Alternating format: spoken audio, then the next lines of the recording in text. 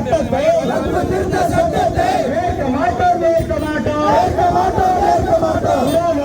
நிராகரிப்போம் வகுப்பு திருத்த சட்டத்தை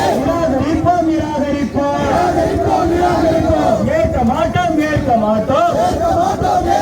வகுப்பு திருத்த சட்டத்தை